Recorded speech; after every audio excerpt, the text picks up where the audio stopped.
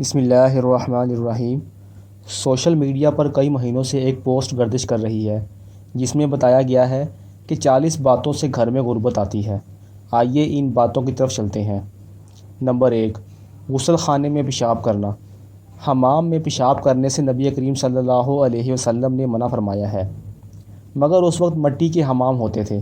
آج کل حمام پکا ہوتا ہے، اس لیے اس میں پیشاب کرنا جائز ہے، اور نبی کریم صلی اللہ علیہ وسلم کے فرمان میں نہیں ہے کہ حمام میں پیشاب کرنے سے غربت آتی ہے۔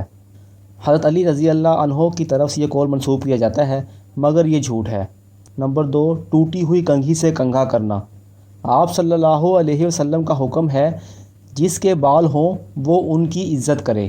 نوٹ: اس حدیث سے پتہ چلا کہ بالوں کی زینت کے لیے کنگھی کرنی چاہیے، چاہے کنگھی ٹوٹی ہو یا سالم۔ اگر کام کے لائق ہے تو کنگھی کریں، کوئی حرج نہیں ہے، اور نہ اس کے کرنے سے غریبی آتی ہے۔ گھر میں کوڑا کرکٹ رکھنا۔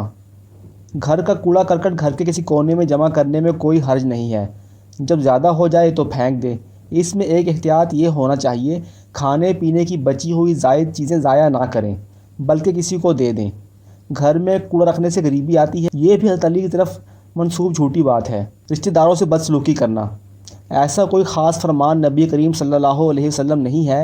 رشتہ داروں سے بدسلوکی کرنا غربت کا سبب ہے، لیکن بہت سارے ایسے نصوح ہیں جن سے پتہ چلتا ہے کہ معصیت اور گناہ کے کام سے رزق میں تنگی ہوتی ہے۔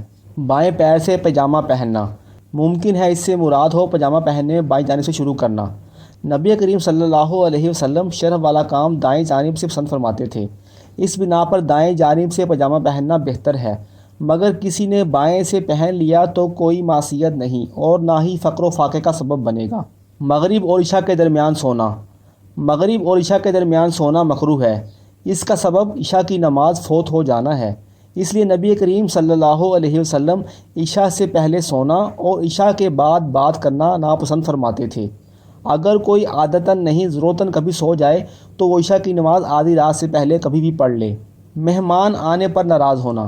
اسلام نے مہمان کی خاطرداری پر ابھارا ہے، لہذا کسی مہمان کی آمد پر ناراضگی کا اظہار نہ کریں۔ مہمان نوازی باہر سے آنے والے مسافر واسطے واجب ہے، اور جو مقیم ہو اس کی ضیافت احسان و سلوک کے درجے میں ہے۔